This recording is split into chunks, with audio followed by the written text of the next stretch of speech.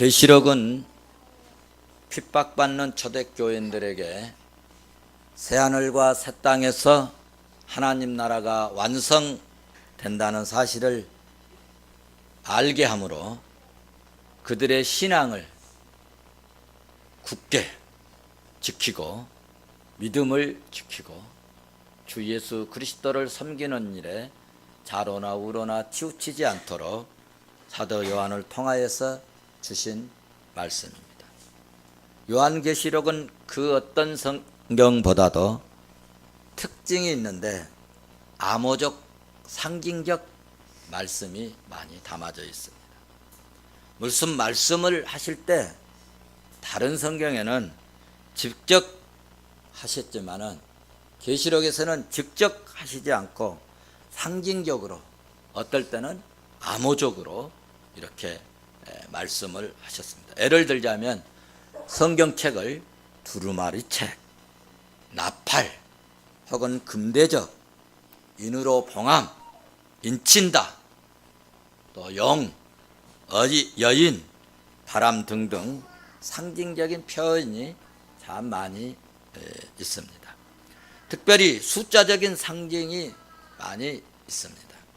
그래서 우리가 숫자가 무엇을 상징하는지를 알면 요한계시록을 이해하는데 도움이 되기 때문에 제가 잠깐 숫자를 좀 말씀을 드린다면, 일은 요한계시록에서 말하는 일은 하나님을 상징하고, 이는 인간의 수를 나타내고, 삼은 삼위일체를 의미하는 하늘의 수이고, 사는 동서남북을 가리키는 땅의 숫자이고, 6은 사탄의 수이고, 7은 하나님의 숫자이자 안전수이고,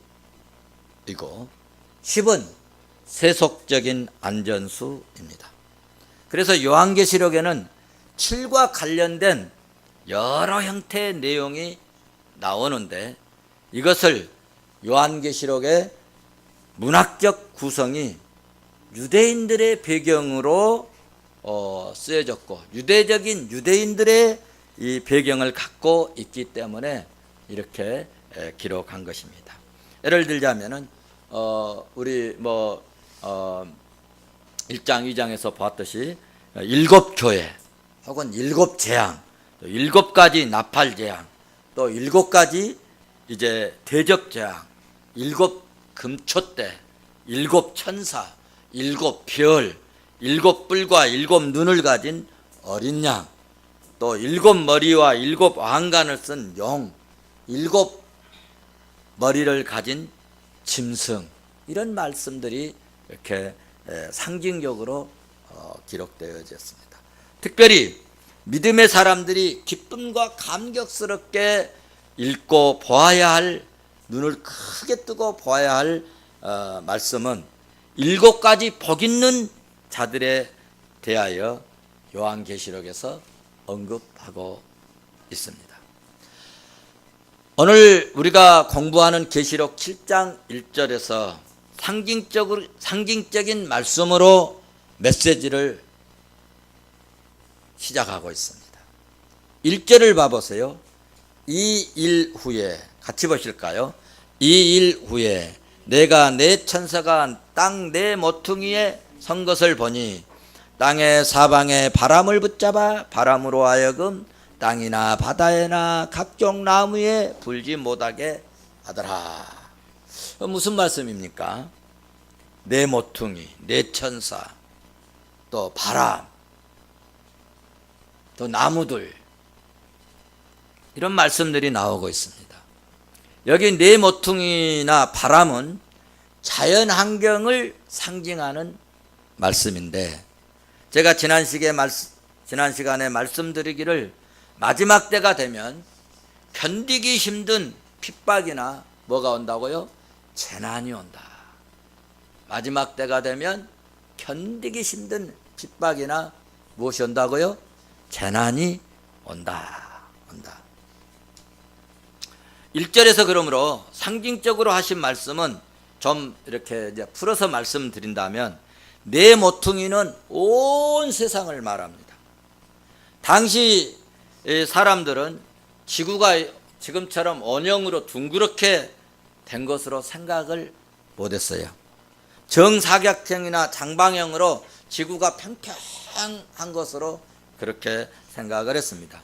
그래서 구약의 선지자 이사야나 에스겔 선지자도 보면은 이사야서 11장 12절, 에스겔서 7장 2절 말씀을 보시면 지구가 그들도 사각형으로 평평하다고 그렇게 생각하였음을 말씀하고 있습니다.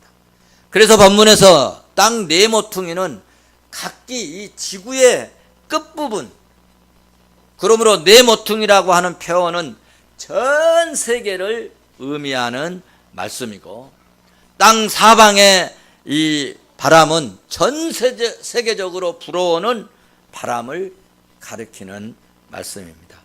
구약 성경 말씀을 보시면 바람은 하나님의 이 진노나 때로는 하나님의 심판을 수행하는 수단으로 많이 사용되었는데, 바람으로 어떨 때는 성벽을, 하나님의 이 바람으로 성벽을 헐기도 하시고 거대한 산을 가르기도 하시고, 또는 강물을 그 바람으로 다 말려버리기도 하시고. 아멘이 안 나오시는데 못 믿겠다는 얘기입니까? 또 이 바람으로 바다와 강을 쪼개기도 하셨습니다. 구약 시대에 이런 역사와 이런 기적을 많이 나타내셨는데, 이렇게 하신 것은 왜 이렇게 하셨을까? 이유가 있습니다. 하나님의 역사에는 반드시 계획과 하나님의 뜻이, 목표, 목적이 담겨져 있는데, 이렇게 하신 것은 하나님께서 마지막 때가 되면 바람이나 천지지변을 이용해서 세상을 심판하신다는 사실을 보여주시는 예표이기도 합니다. 우리가 이렇게 하나님께서 은혜를 주셔서 세상을 사는데, 그냥 은혜와 능력을 주시고 세임 주셔서 하나님께서 권능으로 붙들어 주셔서 밤이 없이 24시간 계속 일하고 이렇게 지내도 되지 않겠어요? 그런데 왜 저녁이면 잠을 자게 하셨을까? 마지막 눈 감고 죽을 때가 온다. 이걸 가르쳐주는 거예요. 날마다 가르쳐주는 거예요. 그런데 우리는 날마다 가르쳐주는 이 진리를 깜빡 잊고 사는 거예요. 깜빡 잊고. 그래서 이렇게 구약시대에 이 바람의 역사를 통해서 성을 무너지게도 하시고, 또 강물을 말리기도 하시고, 강을 쪼개기도 하시고, 이런 역사들은 하나님께서 마지막 날에 하나님의 바람으로, 다시 말하면 하나님의 기운이나 능력으로 세상을 심판하시겠다, 그런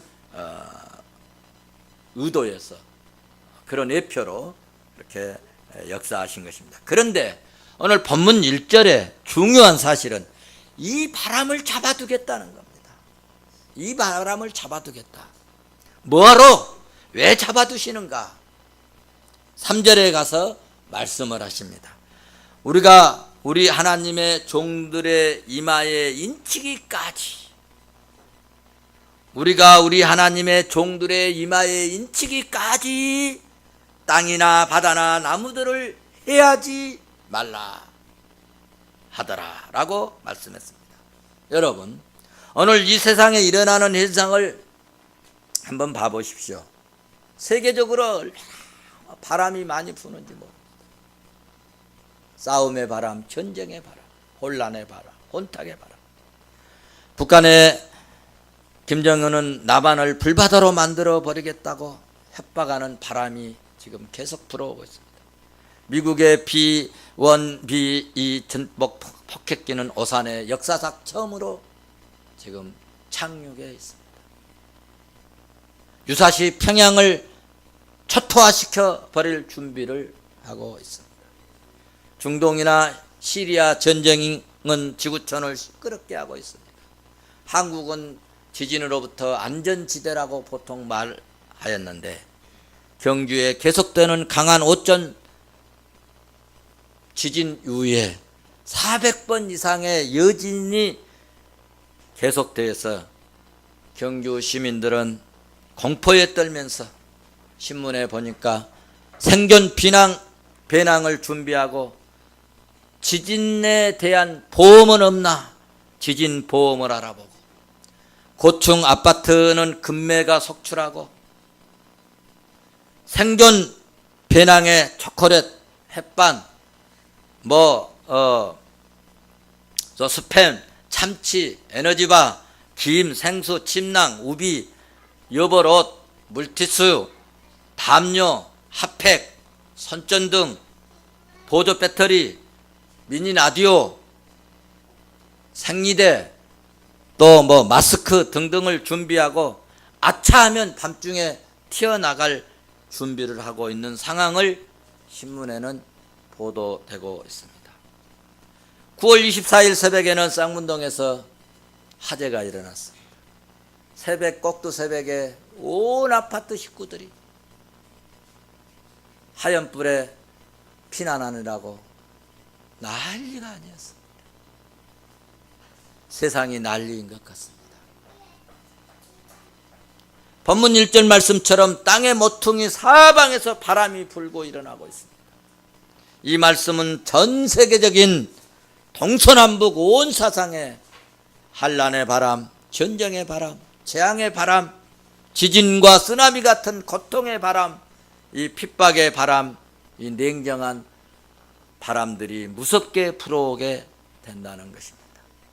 그런데 중요한 것은 이렇게 무서운 전쟁이나 지진의 핍박이나 환난의 재앙의 바람이 인간을 해롭게 하는데 2절 말씀은 끝부분에서 내 천사가 큰 소리로 외쳤습니다. 큰 소리로. 뭐라고 외쳤습니까? 3절을 보시면 이르되 우리가 우리 하나님의 종들의 이마에 인치기까지는 땅이나 바다나 나무들을 해하지 말라. 이 말씀은 큰 소리로 외쳤다. 큰 소리로. 무슨 말씀입니까? 말씀을 정리하면 마지막 때가 되면 동서남북 사방의 온 세계에서 환난과 전쟁과 핍박과 풍파가 순식간에 불어닥치는데 그래서 사람들이 도무지 살기가 어렵다, 힘들다, 못 살겠다, 죽겠다. 그때 잠시 동안 땅 모퉁이에 바람을 불지 못하게 하게끔 해놓고 하나님이 인치는 역사를 하신다는 말씀입니다. 그러므로 우리가 지금 대단히 위험한 것 같아서 하나님께서 전쟁의 바람을 불지 못하게 중지시키고 있는 줄로 믿습니다. 언제까지?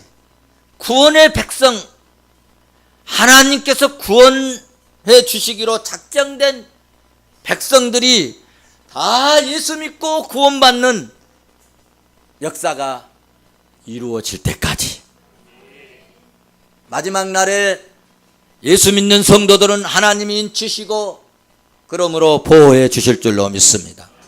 이 바람을 어떤 곳에서 불지 못하게 했습니까? 땅은 여러분 제약된 세상이고 바다는 세상 나라이고 각종 나무는 뭘 말하느냐? 세상 사람들을 의미하는 것입니다. 그래서 3절을 보시면 누구에게 인을 쳤습니까? 하나님의 종들의 이마에 인치기까지. 하나님의 종들은 예수 믿고 구원받은 교회의 일꾼들이고 왕같은 제사장들입니다.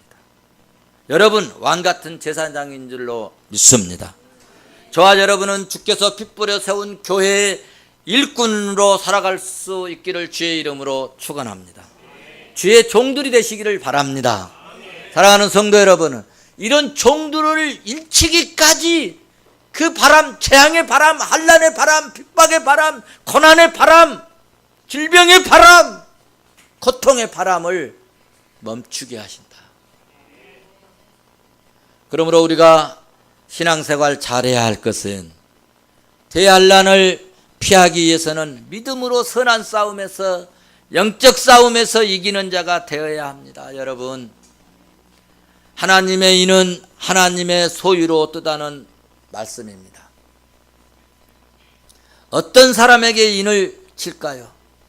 말씀을 듣고 믿음으로 사는 자들에게 인을 치신 줄로 믿습니다. 에베소서 1장 13절 말씀을 봐보십시오.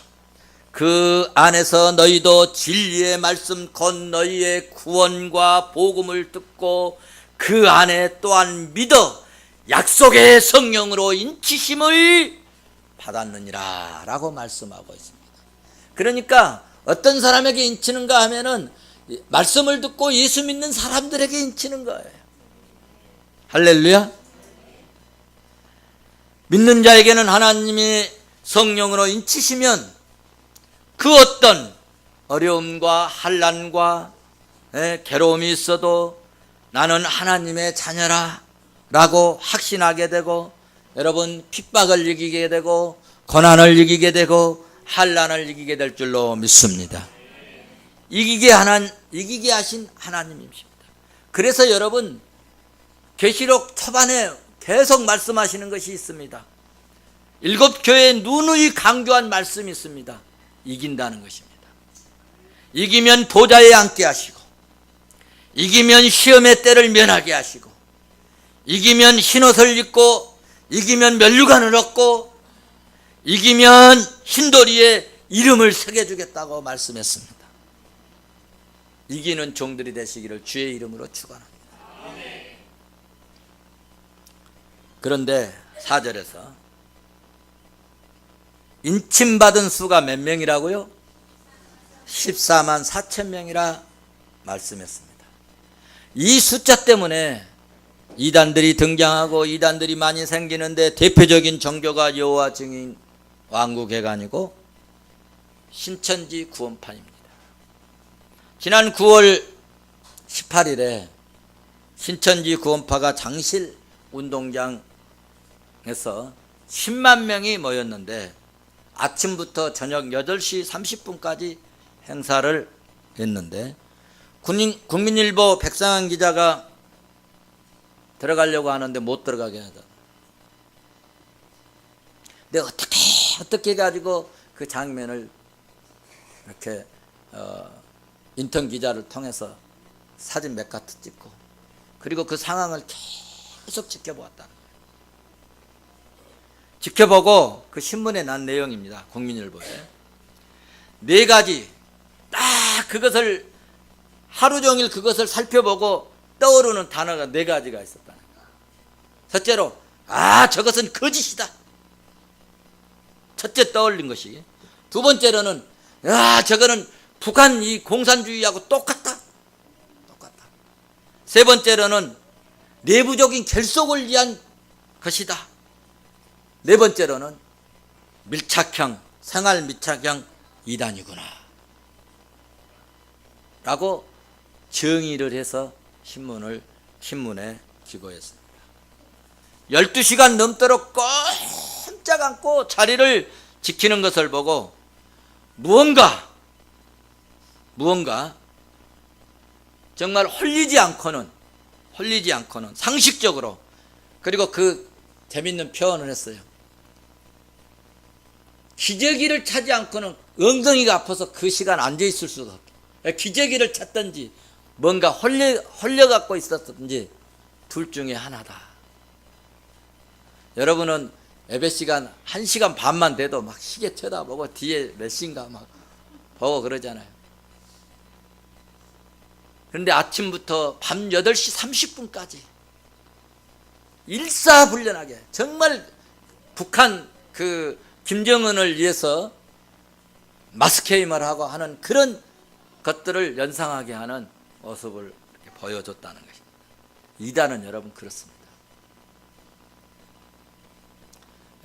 제가 그 경찰청에도 어떤 분에게 얘기를 들었고, 제가 복지위원장 하면서 그 동장님 한 분이 그런 말씀을 하는데, 우리 개신교들은 참 말도 안 된다는 거예요.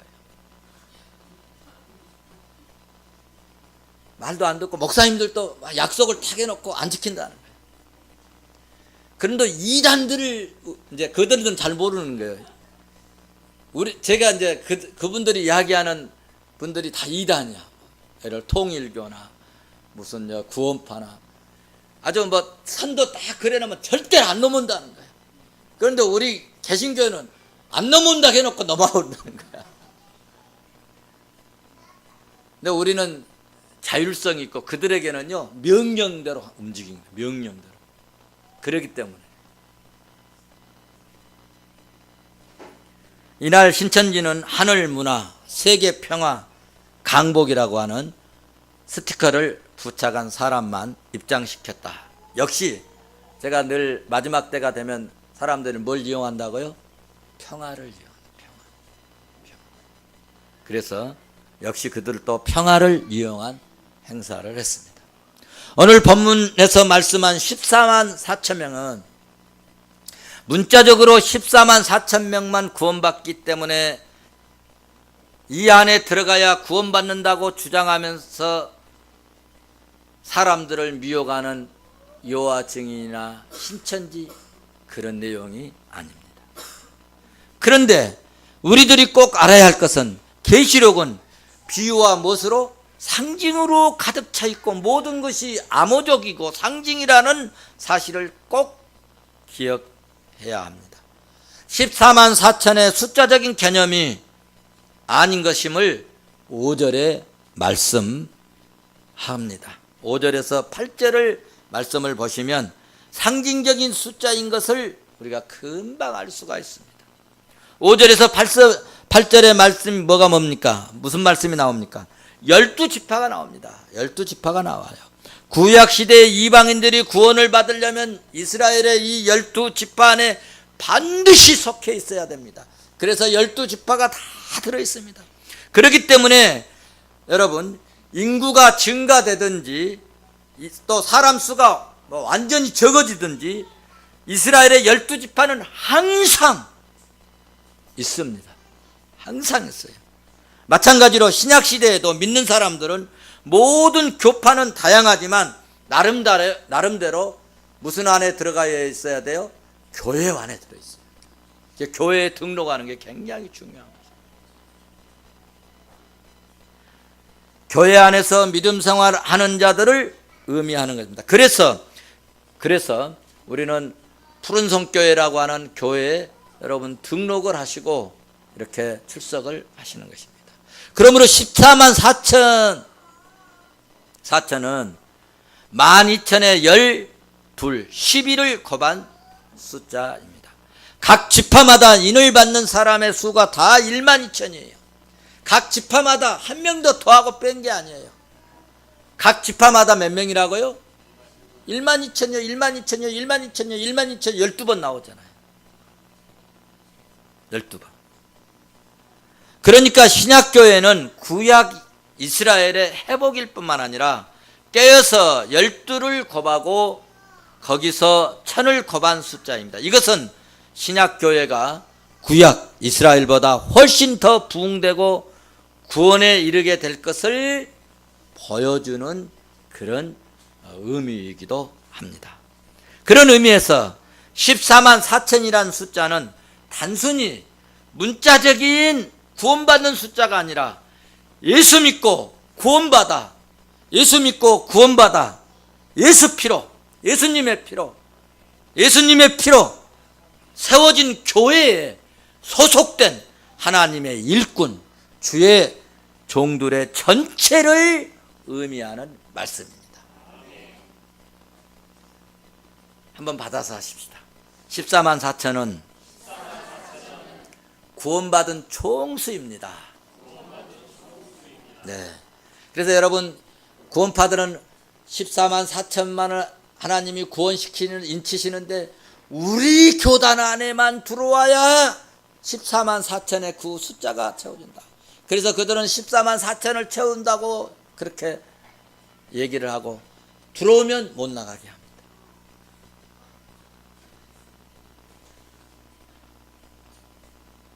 그런데 14만 4천이 넘어버렸는데 어떻게 하지?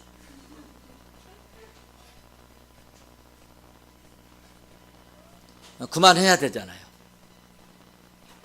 그럼 14만 4천 인을 쳤으면 하나님이 이제 바람을 다시 불게 하셔야 돼요. 그게 틀리다는 거예요. 틀리다. 이해가 가시는가요? 그런 의미에서 우리는 말씀을 맺습니다. 우리는 주의 몸된 핏불에 세운 교회의 일꾼으로 살고 주의 말씀에 순종하는 주의 종들이 되어서 세상을 이기고 또 이기고 어려움도 이기고 고난도 이기고 때로는 핍박도 이기고 때로는 시련도 이기고 때로는 시험 당하는데 시험도 이기고 어리석게 지지 말고 이기고 이기는 자가 돼서 오늘 이기는 자는 어떤다겠어요? 마지막 우리 12절 보면 12절 아멘 하고 찬송과 영광과 지혜와 감사와 존귀와 권능과 힘이 우리 하나님께 세세토록 영원토록 있을지어다. 이런 찬양을 우리가 부를 수 있도록 그런 믿음의 종, 승리하는 종 되시기를 주의 이름으로 축원합니다.